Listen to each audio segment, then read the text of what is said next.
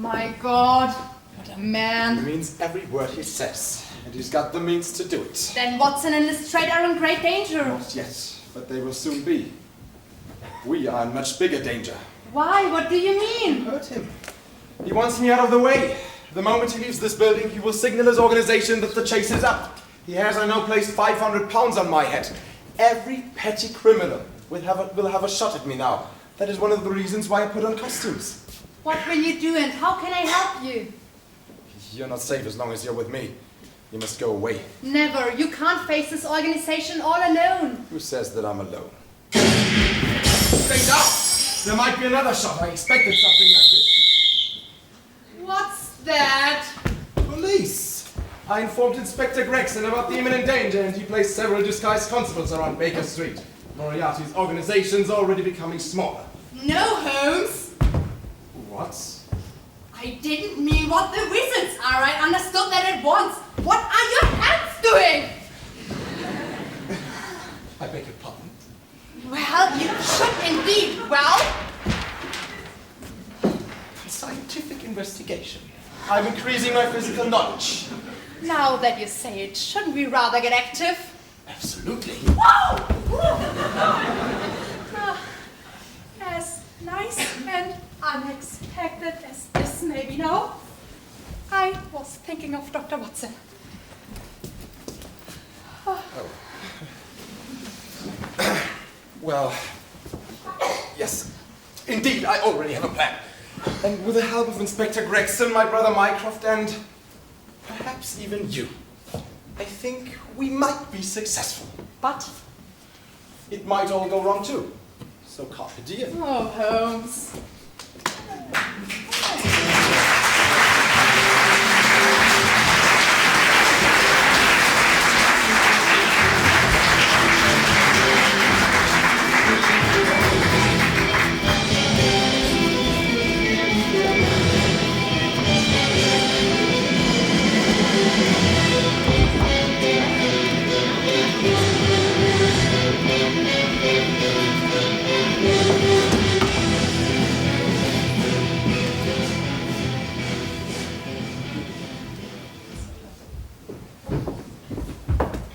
Watch out, I've just had a telegram. Evidently, the attack on Holmes and Norton has failed. I'll inform the professor. He must not be disturbed. All right, we'll watch out.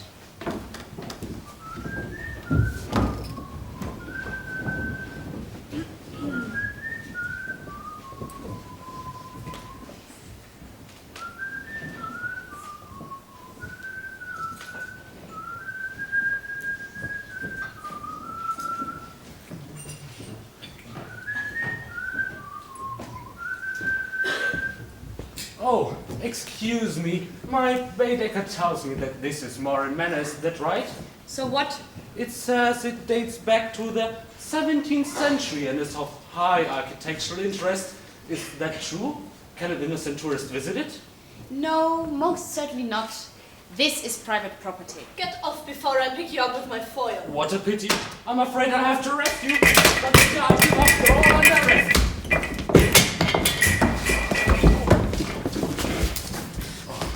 This is what I always waited for. Holmes, this is your dying hour. Die here. Now.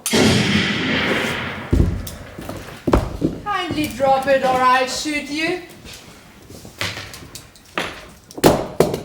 Watson. I'm so glad that nothing has happened to you. I couldn't stand the idea of you being hurt. I'm so relaxed. No, everything's all right, Holmes. Marvelously done. I never doubted that the cavalry would arrive just in time. Lestrade's still in there, tied up like a Royal Mail parcel. He will hate to learn that it wasn't him, but me who solved this case. I think we have them all now, Mr. Holmes. I doubt it. And by the way, thanks for the shot. His Majesty was certainly right. You are a dead shot. This has finalized all the trouble with Moran. He will never again kill or abduct people. But I bet Moriarty has escaped our friends from Scotland Yard.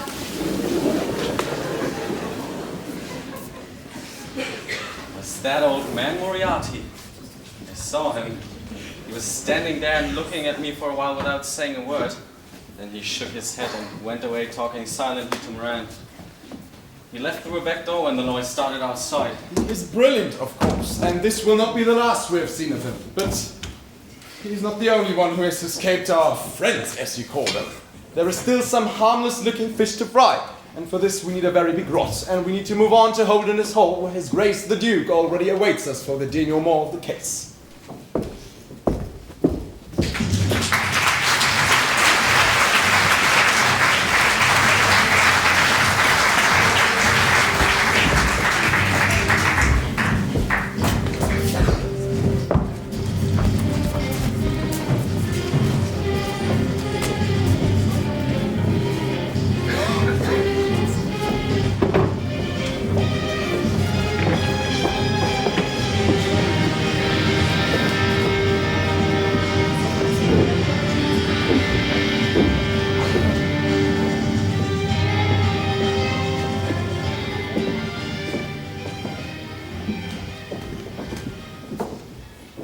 The young lady Susan, Helen, and Agnes, sir. Good evening, Miss Riggs. What does this mean?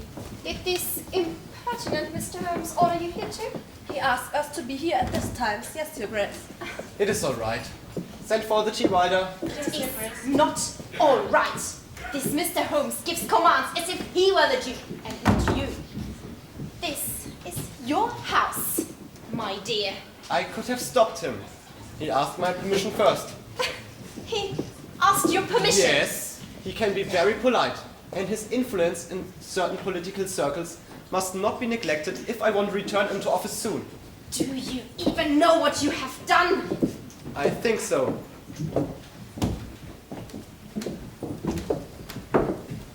Mr. Holmes, Dr. Watson, Mrs. Norton, and several gentlemen of the Scotland Yard, Your Grace. Mr. Holmes, I'm glad to see you and your partner well and upright. Thank you, Your Grace. I appreciate my situation very much. I don't. Well, you might not. You are impertinent. In your eyes, I must certainly seem impertinent. It must be most inconvenient for you that I'm still alive, while Colonel Moran is dead. The Colonel's dead? Good. One problem in the world less. This is how I see it too. Mr. Holmes, why are we all here? I'm terribly sorry, Miss Riggs, weren't you told? We are here so that I can tell you what this whole case has been about. Beginning long before Lady Margaret was kidnapped, but I believe some things are not for her ears, so I'm sure that Miss Wilder will be all too happy to keep her company outside. I agree. Please wait outside, my dear. Yes, Papa. I was not aware at first how dangerous this would be and how deep it would go. For some months I've been hunting a most dangerous individual who has been building up a highly effective underworld organization. Professor Moriarty. Right. At first I did not know that he was involved in the abduction of Lady Margaret, but the connection with Colonel Moran made it all too clear that his brilliant mind was behind this too. Who's this professor? His name's not familiar to me. How could it? Although his career was an extraordinary one. He was a man of good birth and of excellent mathematic education. At the age of 21, he wrote a paper upon the binomial theorem and was professor at one of our smaller universities. He had a most brilliant career before him, but his mind turned to crime. Do you know, I think I sat on one of his lectures when I was young and at university. That was when I decided that mathematics was not for me. He left university pretty fast. He went to London where he built up his organization. It was easy because our police was not as well organized then as it is now. Briefly, he worked as an army coach, and he was even once employed by the government with some delicate tasks until it turned out that he was rather evil. He's a true Napoleon of crime and the organizer of nearly all the crimes that go undetected in London. He sits like a spider in the center of its web, but he does little himself. He only plans, but his agents are numerous and splendidly organized. And they are still around tonight. And they are even in this room. What is that, Holmes? Who? This is outrageous. How long do we have to suffer this insolence? Not very much longer. And what had Lady Margaret to do with it? Lady Margaret, if you allow the chess metaphor, was an innocent pawn. The professor took her to be able to blackmail her father, who had evidently done something to annoy the professor. Isn't that so? It seems so. What it was, I only found out after I had left Charlton in order to start my undercover investigations in London. What was it, Mr. Holmes? A lot of overpaid rubbish, I presume. Not at all. Why is it that the Brett's register of the English nobility knows only a Christian name, Sylvia, and nothing else about you? Does it matter? Well, apparently it does. You are Professor Moriarty's only daughter. Yes, that's the truth, isn't it? I met her while traveling in the south of France after my first wife's untimely death. She seemed to be a lady from a noble background, orphaned. She had taken on the identity of Lady Sylvia Fife, orphan daughter of the late Duke of Dumfries. She was understanding and helpful, and I was an old idiot. Only when we returned to Holderness Hall, married and seemingly happy, it was revealed to me what her father and his organization expected of me. You will be sorry for this. My father will destroy you all! What did they expect of you? Firstly, they wanted me to return into active politics so that I could deliver information and influence. At first, they blackmailed you with sex, I presume. It is a shame, but it is true. And when you refused, they threatened your child and kidnapped her. Yes. At this point, I should perhaps clear up the unhappy circumstances that led to the untimely death of Dr. Wagner. When Lady Margaret climbed out of a window and down the tree on Tuesday morning, Dr. Wagner saw it from his room's window. A look out of his window made that clear. He quickly put on the most necessary clothes and followed her. But what on earth for, and on a bike? Because he's a teacher and she's a little girl from his school. He followed her to bring her back and hand her over to her house teacher. He was the only person awake who could do it, and he took his bike because she was several minutes ahead of him. But he didn't catch up with her, or do you want to say... Inspector! No. It was Miss Evans. How do you know that it wasn't Lady Helen herself? I didn't do it. I was in bed at the time. Quite good. No, the footprints near Dr. Wagner's body clearly proved that it was not Lady Helen, but Miss Evans. You should have examined the footprints at once. Your work was very lax this time, Lestrade. I've learned my lesson, Mr. Holmes. My theory is that Moriarty's next big coup was connected with Charlton Ladies' College. How can you say anything so bizarre? Very easily. Evidently, two of your new teachers were his agents. They've been arrested at Moran Manor. Now, what advantage could an organization like his draw out of a place of learning for young English ladies? I couldn't think of one. Or did he want to train his female agents there? Close, my dear Watson, close. But these are deep waters. Kidnap and blackmail children from other important families? Too complicated, and it would only work once or twice. The parents would just cease to send their children to Charlton. Now I'm beginning to see the light. What worked once might work again. And power lies in numbers. Exactly. I still don't get it. Now, if we apply Mr. Holmes' methods correctly, we must eliminate the impossible, and whatever remains, however improbable, must be the truth. One of his favorites. I never got it. We have Moriarty's daughter controlling the Duke, and we have two of Moriarty's agents as teachers at Charlton. They pick out promising young girls, not stupid riffraff. They train them to stick together in the lacrosse team, and they train them to dance and to fence. I still don't see where the profit lies. But Inspector, that's too obvious. Is it? Don't be depressed, Inspector. I'm also a bit slow.